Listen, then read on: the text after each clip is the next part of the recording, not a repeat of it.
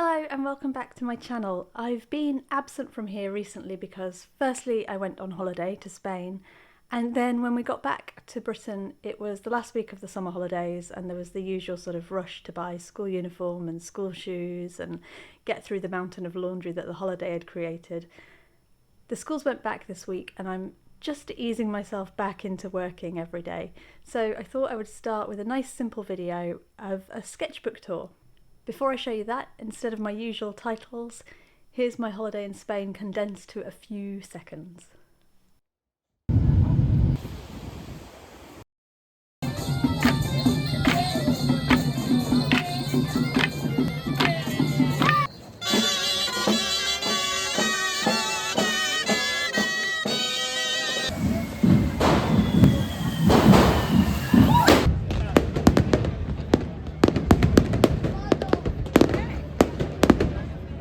Okay, so this is a Leuchtturm sketchbook. Some of you might tell me that it's Leuchtturm or Leuchtturm, but it's a German word. I think it means lighthouse, so I'm going to say Leuchtturm. And if you're a native German speaker, feel free to correct me. I love these sketchbooks. These guys make notebooks with beautiful, smooth, off-white sort of ivory paper, but this is the sketchbook. And the paper in it is very white and it's kind of the texture of cartridge paper. I can't remember the weight of it, but it's a really good all-round sketchbook for mixed media work. And this one I started in 2022, so it's a few years old now, but it's an interesting sketchbook because the whole point of it was, well, you can see here I wrote a sketchbook in which I try to determine what materials and techniques I enjoy the most. Now, I actually wrote this after I'd filled the sketchbook, so this isn't a statement of intent, but it does summarise what I was doing with this sketchbook. It came at a time when I was really bored of watercolour and I wanted to find new materials and a new way of working and change my style a bit, and this sketchbook is all about experimentation. So I know sometimes you'll see sketchbook videos where every single page is just a work of art, it's absolutely beautiful. Even if it is truly sketches, they can still be just stunning. This is not one of those sketchbooks, and this is not going to be one of those sketchbook tours, because honestly, like 80% of the stuff in this sketchbook is kind of like this. It's just me swatching materials and trying things out. And actually, if you're starting a sketchbook and you're intimidated because you've got a really beautiful book like this one and you don't want to ruin it, I think swatching like this on the first page or creating just a sort of title page with the date is a really good way to break into that sketchbook, sort of make that first mark and not feel too precious about it. And that's something that I do on any sketchbook. So here I was just trying out all the different kind of materials that I had to hand, from pencil and biro through to watercolours. And with the watercolours, I was trying them in different ways. So like very watered down, applied much more thickly, wet on wet, wet on dry, and so on. On this page, I don't know how well it shows up on the video, but you might be able to see some very faint leaf shapes. Obviously I think I painted the leaves on, can't quite see. I did something on that page and obviously thought it was so ugly that I stuck this bear picture over it, but I'm quite glad I did, because even though this isn't a finished picture, it was just some kind of experiment that I was working on. I like it. There's sort of, I don't know, there's stuff in it that I can take forward and use in the future, like the combination of pencil lines and paint and pencil crayons and stuff. And then, oh my goodness, I wrote here, these colours are vile, and yep, yes they are. I don't know what possessed me to pick those colours. They're not the kind of colours that I would normally use, ever. Not in that combination anyway. I must have been inspired by someone else's masterpiece or something that made me pick those four colours. But anyway, I was experimenting with using graphite pencil in a very detailed way. If I lift it up, that sparrow is done in graphite pencil, probably layering it up in a very time-consuming, painstaking way. And then I wanted to combine it with pencil crayon, and clearly by the time I got to the coloured pencils, I was bored and I just made a bit of a mess. And also chose hideous colours for some reason. And again here, just swatching colours and experimenting. This is Pro Markers with coloured pencil over the top. This guy is a sticker. He's one of these little stickers that I make from my watercolour works. There's quite a few of those, I think, probably dotted through this sketchbook, and it's partly to fill an empty space, but it's also because there's probably going to come a time when I'm not making these stickers anymore, and it's quite nice to have a little record of them when I have sold out or whatever. And also it's quite nice to remind myself that, like, oh yeah, I made a nice picture once. I can draw. So again, just more swatching. This is Holbein acrylic gouache. Not a material that I really use. I love it when I see other people use it, but I just can't really get to grips with it. And in fact, I sold all my acrylic gouache on eBay in the end. But this fox, I quite like him. There's some really weird perspective and composition stuff going on in this picture, and I think it's because these different elements, including the grass, were added as afterthoughts. I probably just started with the fox. He was painted and then had pencil crayon over the top of him. And he's not brilliant, but, you know, it was an exercise in combining those two materials. And then here, I obviously had some paints left, and I was just applying them to the page in different ways. So this is very watered down and treated almost like a watercolour, and I've allowed the sort of colours to bleed together, and that's really nice. And again, very watered down, getting through to a thicker application there with I don't know if you can see it, but there's like little bits of pencil and coloured pencil over the top. So I'm just testing how different materials work together. And these are swatches of some pencil crayons that I had.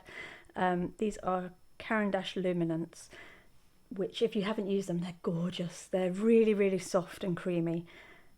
I don't actually use them very much because they're almost too soft and creamy for the way I use pencil crayons. But the colours are just so gorgeous. They're the only pencil crayons I know that come in such beautiful range of muted shades. I wish there were more like that. Okay, and then these are really ugly as well. These are Pine Martins. And I wrote here, this looked beautiful until I put the paint on. And yeah, so I drew these with a fine liner pen with black ink, and I seem to remember they looked really nice, or maybe this one was pencil and this was ink, and they looked really nice, lots of detail, and I thought, yeah, they look good, I'm going to paint those. And the mistake I made was in, I suppose, assuming that I could just paint in my normal way on this paper, even though it's not watercolour paper. And it does take watercolour, it's fine, you know, it crinkles a little bit, but it can take wet media like that. But you can't use the paints in the same way that you would on a dedicated watercolour paper. They're going to behave differently, and that's how I ended up with these really unsightly, ugly brown blobs. But, you know, like I said, it's not a sketchbook to be precious about, it's a sketchbook to just doodle in, to sketch in, and to experiment in. And again, with this dog, I think I was just combining different materials. So that's graphite pencil, there's some Pro Marker in there with pencil over the top, and there's some coloured pencil. But what I like most on this page is this little weasel. This is a sticker again, and I just scribbled really, really, really rough scribbles with some graphite pencil of a suggestion of grass. And I really like it because although it's just a really rough sketch, not even a sketch, it's a sticker, it captures something that I really want to achieve in my art and have never been able to, but it's that combination of graphite and either watercolour or coloured pencil, creating a sort of overall really muted, detailed, sort of sophisticated looking piece. I can picture it in my head, I cannot get it down on paper. I can't even think of any examples of artists that do that kind of thing, but I know what it is I'm trying to do, and I can't do it. And you'll see in this sketchbook I experiment with that a couple of times. Okay, moving on to seals, and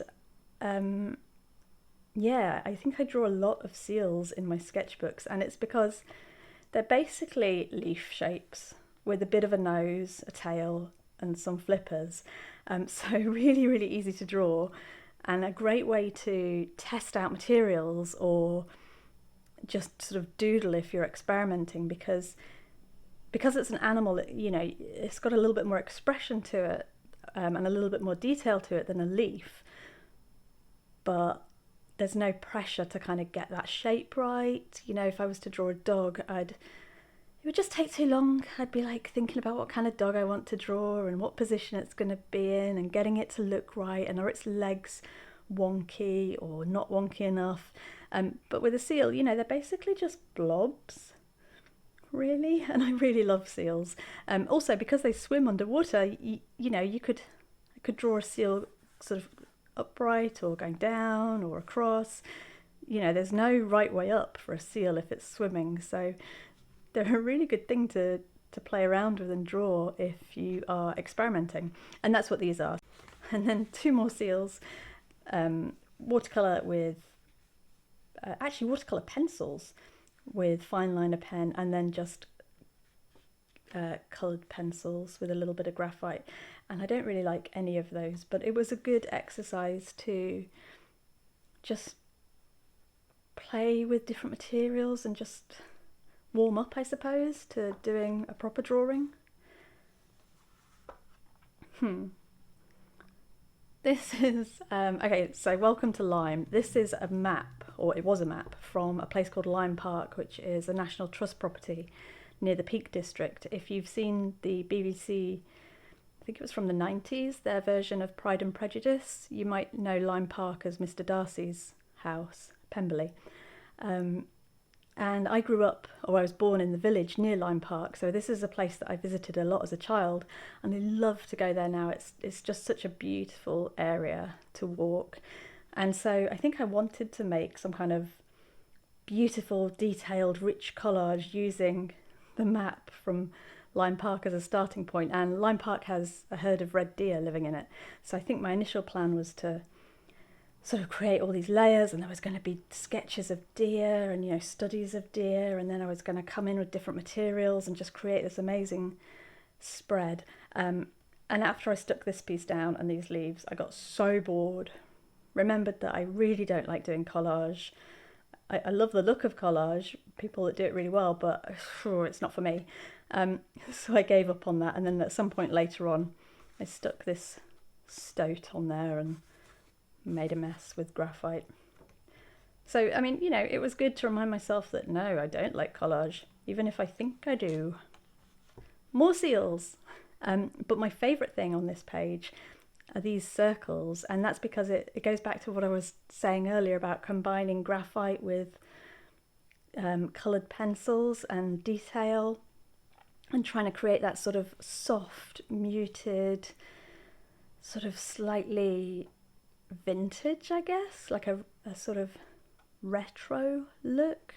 And I was trying to sort of create fur texture, and these ones I was just experimenting with layering them in different ways. So it says I used fixative over the graphite before adding colour, and then on that one, and then on this one I put the colour down first and then put the graphite over the top. So I was really just trying to mix these materials without muddying them too much and seeing what worked best. And that's what I use this sketchbook for a lot, is just figuring out how to use materials in a particular way. And I guess that's what I was doing here as well. I was just doodling foxes here and trying to remind myself that I need to put more movement into my work of animals. I mean, look at the difference between these two. They're very simplistic shapes, but here he is standing still, and here is a fox with some movement, and it just makes all the difference. This is acrylic gouache, watercolour pencils, what am I trying to say?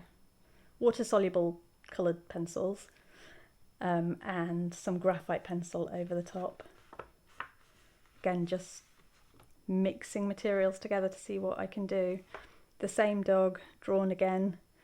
This is something else that I do, as you saw with the seals. I'll draw the same subject again and again, and it's because a lot of the time I'm not interested in the drawing. I don't really want to draw. I just want to practice the different rendering techniques. So rather than put too much thought into the drawing part of it, I'll just draw the same thing over and over again. Like sometimes it's exactly the same, and practice colouring it in different ways. I like this one. This is just coloured pencil. But this one is really interesting to me because this was created in Procreate. So at the time I'd been working in watercolours, but I did have Procreate. I just didn't draw in it. I used it to add details or tidy up my watercolour scans.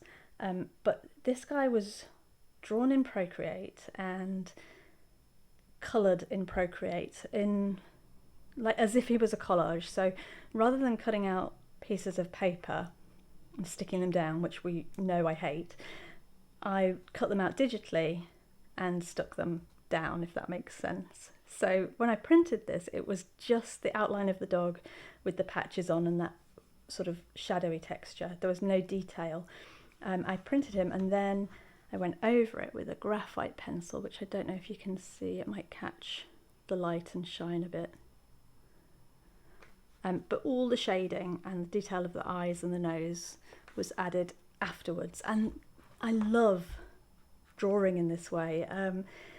It's a slightly backwards way of doing it. It's counterintuitive. Like a lot of artists will draw pictures with graphite, scan them in, and then take them to the computer and add that colour digitally afterwards, which is makes much more sense to do it that way because it gives you more control, and you can make edits more easily and so on. But I really, really enjoy doing it this way. There's something so lovely and relaxing about drawing over the top of these colours and shapes that you have. It takes all the thought process out of it, and you can just sort of get into that zen-like state where you're just shading and picking up different pencils. Also, it avoids the temptation to add too much graphite, because if this was just purely a graphite drawing that I was then going to scan in and colour, I would look at it and think there wasn't enough shading there and I had to add more. But having the colour down first sort of allows me to see where to stop when it's enough. So I love doing that, but it has major limitations when it comes to making any changes to the work, or even just scanning it in and capturing the colours accurately. In fact, printing the colours accurately in the first place. But it's a process I love, but it's not very practical. And this is the same process, it's the same dog, but instead of printing those colour options, I put a background on him and just changed the colour of the patches. And then these squirrels were done in coloured pencil and watercolour. No, sorry, water-soluble coloured pencil. What are they called? Watercolour pencils? Is that what they're called? Anyway, those with regular coloured pencils over the top. And these girls are just coloured pencil alone. This one, I think on this page, I was experimenting with, so this is just coloured pencil, and here I was experimenting with putting a sort of undercoat? What's the word I'm looking for? Like a layer of colour underneath that would show through. So this is why she looks very red here, because it says I use Caput Mortem undershading on her. And I like the effect, but the colour choice was a bit wrong. And here I'd used graphite underneath, which is why she looks a bit sick. And with this one, I used watercolour underneath in dark indigo. You can see it's sort of on these shadowy bits here. And yeah, she looks very sinister. Okay, so now it looks like I was getting into my stride a bit with coloured pencils. And I think this is obviously around the time that I bought myself the full set of 120 polychromos colour pencils, which are absolutely beautiful. I love them. I don't use them very much, but I treasure them. These leaves are the same kind of process as that dog that I showed you, but instead of using graphite over the top this time, I used coloured pencil. This is a sticker of a chaffinch that I painted in my usual watercolour style with watercolours and fine liner pen. And I put him in here because on this page I was looking at really simplifying shapes, making the animals sort of more, I don't want to say child friendly because, you know, kids can appreciate this. And I don't like that term kid friendly when it comes to children's picture books and things, because I think it underestimates the abilities of the child to appreciate pictures and things. But you know, I was trying to simplify the form and make them a little bit more friendly looking, or a little bit more stylized perhaps.